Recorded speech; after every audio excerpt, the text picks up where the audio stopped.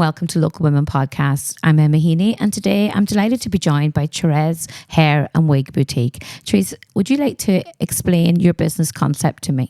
Well, what we do is we supply wigs mostly and hair pieces for anybody that has lost their hair.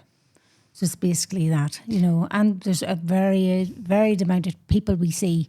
We see people who have alopecia, which is total alopecia.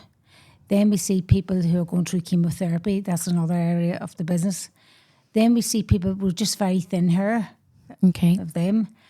Then who else do we see? We see people maybe who have been burn victims, people who have been burned maybe as a child, that would have to cover just that one area. Lovely. So there's a lot to it. People just think, they see wigs and think, oh, that covers a lot. And we do men's toupees, believe it or not, too. Oh, excellent. We can call them systems, but we do them too. So it's not just for cancer patients, but you also like for alopecia, maybe hair thinning through menopause. Yes, exactly. It's maybe the tractional alopecia from maybe extensions and things like that. Yeah. There's different sorts of causes of hair loss. There's alopecia, and then there's trichomania, which is where people pull their hair out. It's nearly like biting your nails, but for them they get some sort of pleasure of pulling their own hair out. Yeah. And that is a condition that's called trichomania, and they can get a wig, believe it or not, through the trust if they are diagnosed properly by a doctor who sends them on, and they can be referred to us. Yeah, and they wouldn't have anything to pay if they get a referral from the NHS. So, Doc, you work with the hospitals as well? Yes. I started off as a hairdresser. Right. And I had my own hairdressing salon from when I was basically, after school, I was hairdressing from about 15, 16, going in after school. And I was so well qualified even though I didn't have certificates, but I could do pin curls, I could perm, I could do everything that anybody could do, because I come from a big family, so when I came home from work, there was always somebody in the house to practice on. Right. And they had brothers that would cry their eyes out after cut their hair. We used to say the difference between a good haircut and a bad one's a fortnight. You'll say, cry, you get over it. I should grow back. It'll be grand, as they say. Really talk, yeah. So your services, as I say, they can be private and NHS then? I had my own hairdressing place when I was 19, because even though I qualified very quickly because I worked in Newry. Yeah. And then in Newry, the man that I worked for at that time had a place in Banbridge. So I went to work in Banbridge. And very quickly, everything I do, I always believe that I'm blessed, because everything seems to open up. The doors open for me. It turns out somebody came along and offered me, and I had no money. They offered me a salon at that time that was already fully equipped. Right. The lady had retired and moved on, and the place was fully equipped. And all I had to do was get a bit of stock and get bits and pieces together. So in them days, to open up, it only cost me about £800.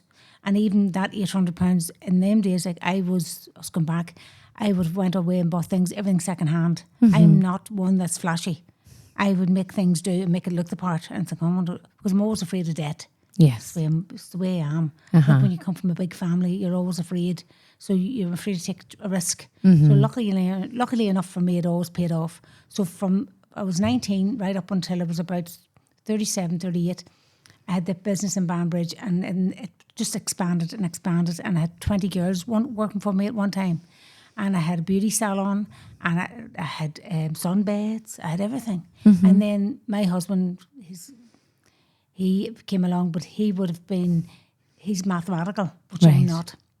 And he sat with me one day and said, you know something, all you're doing is killing yourself for very little return. He said, you just seem to be paying wages, and it's a big headache for you. So anyway, long and short of it, he then suggested that I just focus on one thing. But I thought at that time, just happened to be in London, I had a customer who lost her hair, and I thought I'll go and research about wigs. And it was the light bulb moment for me. Right. Because I'm sorry, but it's just the way I am. I cannot do things, and I'm not interested. You might not, we all like to do well financially, and it has to do well. But there's a part of me, has to mean something to me. You have to have passion and enjoy it. I have to, really and truly. And I don't care if I don't make any money, as long as I get that end result right. And then when I get that right, then I think, oh, now that worked. So from that, I will learn. And I don't care how many mistakes I make, and as long as the mistakes fall with me, and the customer doesn't have to see them. Yeah. But that's part of it. As we all said, we faked it till you make it. And now you've made it.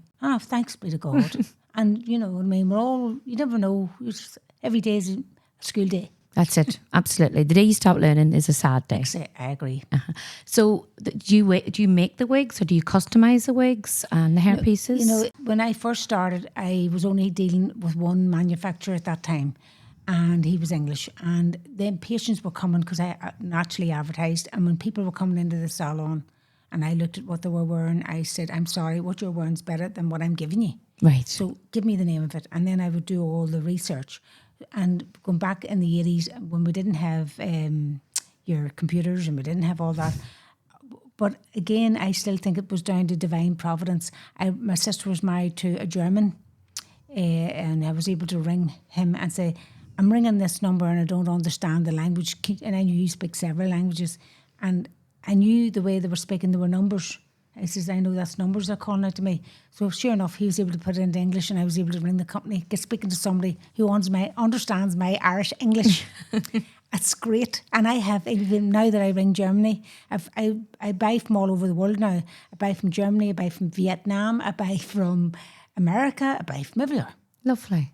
Because I'm really into it. I'm just really. You're very passionate about it. I love it. Mm-hmm. I do. And the service, you were saying to me, you've got now the contract for the. What happened a few years ago was the trust would put it out to tender, which they do from time to time. They put it out to tender, and because as I'm getting older, I wasn't really that fussed if I didn't really get it any longer. But I always knew that I was doing the job to such a high standard that then it sounds awful to say that they needed somebody else to compare me to. Right. So I thought, we'll have to stand back here. If somebody else comes cheaper in the contract, so be it. Trust the process. And good enough, somebody did come in cheaper a few years ago, and it was an English company, without taking their reputation away. People just in Northern Ireland will not settle for second best. They want what was good, and they weren't happy. So there was a lot of unhappy customers, and more or less they demanded to have me back. So just recently, I didn't even put in for it. Right. It was a direct award. So 5 trusts in Northern Ireland have come to me and said, listen, you do your best. And the truth is, it's every customer we do. Somebody said to me this morning, is it not overwhelming? And I said, no. Because I do believe in God, no. I have this belief in divine providence. And I think that if what you do is see it as a big elephant, right? Right. How do you eat an elephant? One bite at a time. It's the same with me with this. And you see the bite that I'm eating. I'm not focusing on the next bite. I'm just focusing on the one I'm doing. It's the same with the customer, and same with Mother Teresa said the same thing. I don't look back. I'm not going that way. No, I'll just take the step in front. And sometimes I do get annoyed because we're human, and then I have to stop and say no, just do the wee bit that I'm being given and keep going forward. And every customer, like today before I came down here, I was in Craigavon. I was dealing with a wee patient, and I knew what I had wasn't quite right. And I said, I'm sorry, I'm not giving it to you because I'm just not doing that. I want you to be happy. Yeah. So I said to her, what I'm going to do is push you out what I know's right. And if I'm wrong, it's not, I can come back and change it. But I know, because I know everything about wigs. So therefore, why would you give somebody something secondary when you know what's better? Do you know what I mean? I think, I've obviously, I used to work in the hospital many years ago, and I mean, when a patient loses their hair, it's a very vulnerable time. And I think for somebody as refreshing as yourself to come in and to fit them with a wig and be so caring and passionate about it, it's very refreshing. Because my own mum lost her hair when she had breast cancer, and that wig process it's a very difficult journey.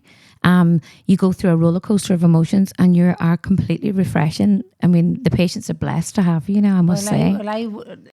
Because we're human, yes. Right? There's an automatic, when you meet somebody for the first time, you think this particular person's maybe angry because they've been given bad news, and that's understandable.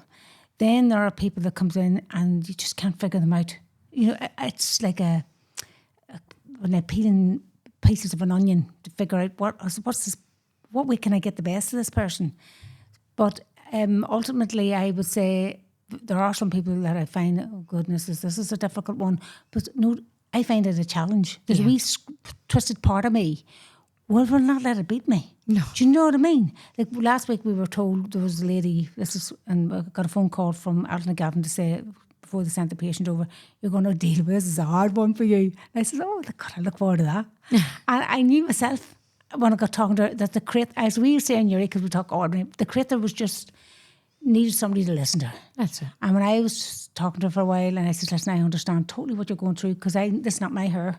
Oh, it's beautiful. Absolutely beautiful. So I was explaining that to her, and I took mine off and showed her what I was wearing, and she was doing a lot of swearing, which nothing new to me. I thought, well, I get it. I hear you. Well, anything else you want to say? And she got all off her chest, and then I give her a big hug, and she stood and screeched her eyes out, and I just thought, oh, God. And then she was out, the girls, they're all standing outside, the nurses and stuff, well, how do you get on? And I said, bit of putty in the hand. Something a cuddle can always solve. Exactly. Do you know what I mean? Funny enough, I was texting her during the week because to say how's she getting on with it, and if she's had any problems with the wig to come back and I'll fix it for her and all those sort of things. And I think that's really, really important. I mean, the wig's important, but the relationship with yourself and that patient is so, so important. Exactly. And there's sometimes I have a lot of girls works for me because we've got shop in Europe and Belfast and everywhere. And I do appreciate that their personality types are suitable for other people. Yeah. You know, so today in Belfast, the girls were ringing and I said, no, let Judy deal with that woman because she likes her. Yeah. And that's understandable. So they contact you, they get measured, do they, for their wig? And then they get coloured samples? Or what's the process? What's the process? The process is very strange because they're coming from everywhere. Say you get somebody from... well, I get a phone call, first of all, to say, my name is, say, Wendy Brown, right? Okay, Wendy, what's the story? She's telling me she's going to lose her hair. How far are you away from me? Is there any chance that you could take a photograph of yourself and send it to me through WhatsApp? That's a great idea. Yeah. So it gives me, first of all, an idea of what they look like. Then when they do come for their first appointment, I would have a few styles that I think is in and around. Sometimes when I see them, I think, oh, you're actually smaller than your photograph. You know, photographs can be... And they can be deceiving. Yeah. And but anyway, when I get to see them, I measure their head. And if I have things in stock, most wigs are standard. Because we're dealing with so many people, they're going to lose their hair very quickly, 3 weeks before the hair falls out. Right. So we want to have something. And it makes life a lot easier for me if I can show you something that looks like your hair. Because it takes them from a stress level of 10 down to about a 1. Right. When they see that they have got something that's perfect. And they go, okay, I can deal with this. And then I talk them through what's going to happen. You know, you're going to start your chemo tomorrow.